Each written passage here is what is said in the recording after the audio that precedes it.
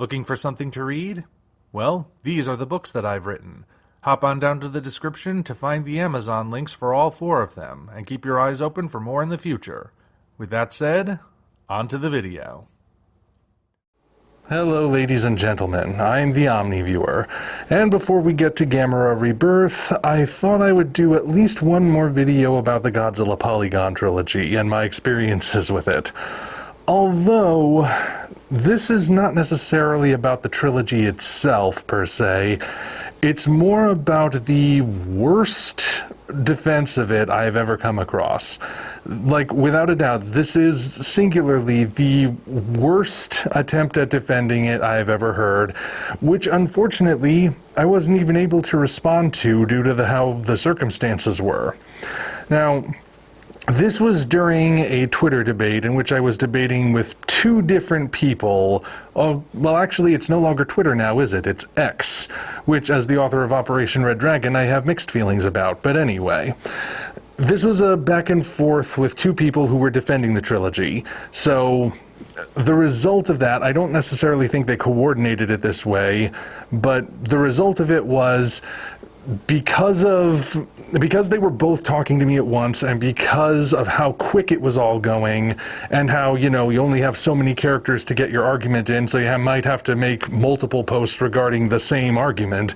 By the time I would have been able to respond to this, by the time I realized, hey, wait a minute, that's wrong, the point had already been buried. Which is too bad, because if I had been able to call this one out, anyway, no sense in dwelling on the past. I'm going to address it now, because I think it's kind of interesting that this even happened. And in case you're wondering, no, I'm not going to name the individuals that were involved. All I will say is that they are individuals you might know, but I'm not trying to reawaken old rivalries or anything. I'm not even sure they remember this even happened.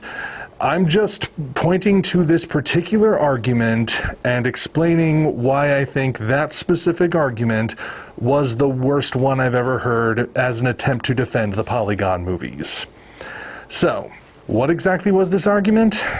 It requires a little bit of setup. Now, one of my biggest issues with the trilogy is that it thinks it's deep when it's not.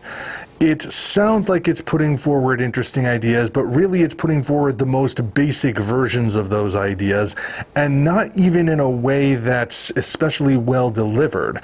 There are quite a few times throughout the movies where it will actually stop and blatantly explain to you what the theme is, because it assumes you're actually too stupid to know what it is yourself. And knowing what we know now about how those movies went, I don't necessarily think that is Hiroyuki Seshida's fault. I'm more inclined to lean towards the idea that it was Gen Urobuchi's fault, because, he's the writer, but then again, we don't know what kind of circumstances he was under when writing this thing. So I won't necessarily go pointing fingers. I just know that the result is what it is. And when it came to The Planet Eater in particular, that would be the 3rd film in the trilogy, I took umbrage with its anti-religion message. Not because I am religious, although if you can't tell, I am, so I do take a little bit of umbrage with it in that regard, but more because, much like everything else in the movie, it was such a poorly handled way of delivering that message. Like, if you want to make a story that's about atheism and how religion you don't think is worthwhile, then that's your right to do, but the thing is, if you deliver it in a bad way, someone's going to call it out.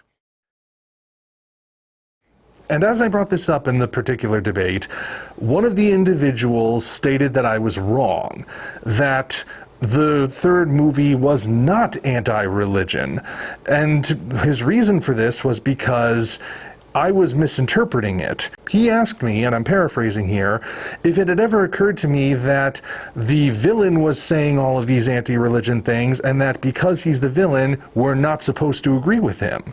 Why would I be taking the villain at his word and think he's delivering the moral of the movie?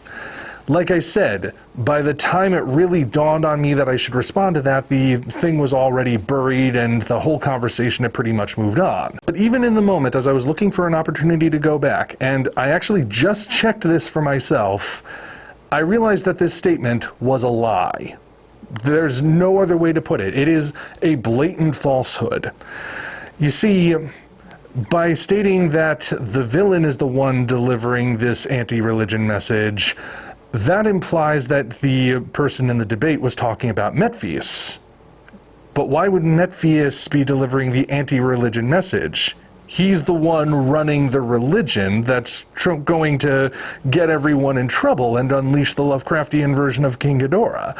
Why would he be anti-religion when religion is his entire apparatus for fulfilling his plan?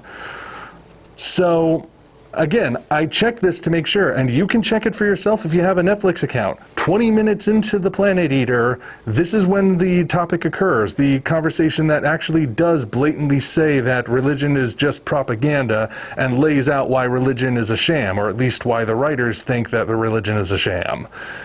It's delivered by Dr. Martin.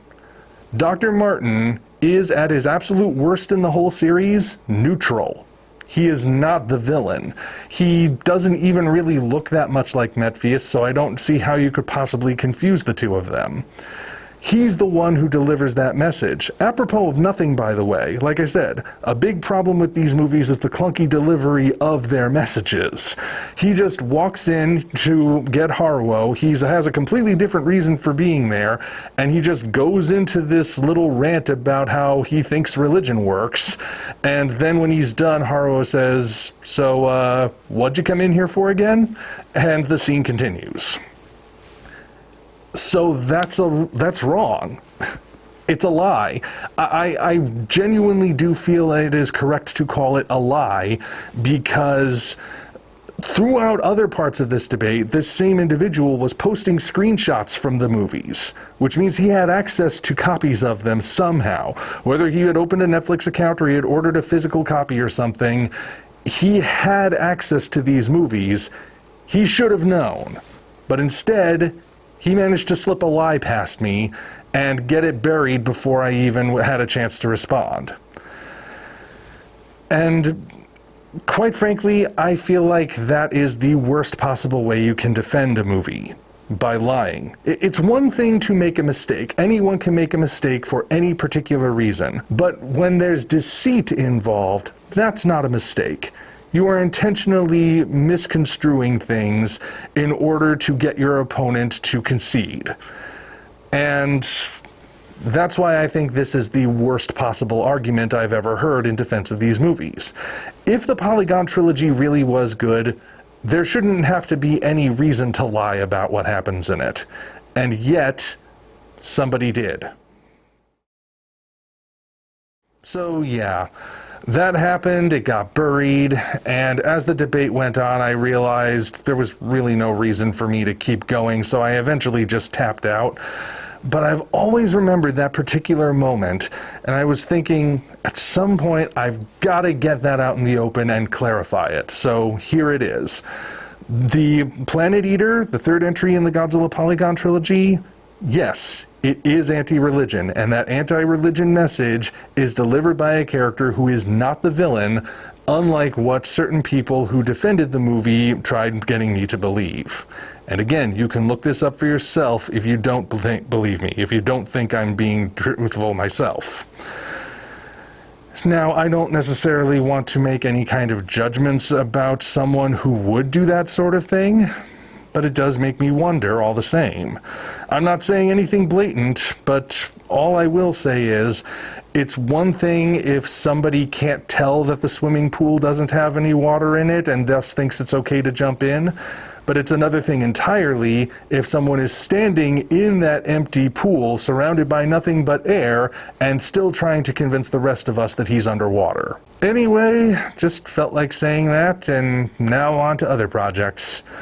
Until such time as we meet again, this is the Omni viewer signing off. Thank you all for watching. If you want to see us keep doing what we're doing, you might consider doing all the usual YouTube things, as well as hopping down to the description to find links to DeviantArt, Patreon, Twitter, and links for the different books in the Tales from the Omni Vault universe. Your support is naturally appreciated. Thank you for watching, and we'll see you next time.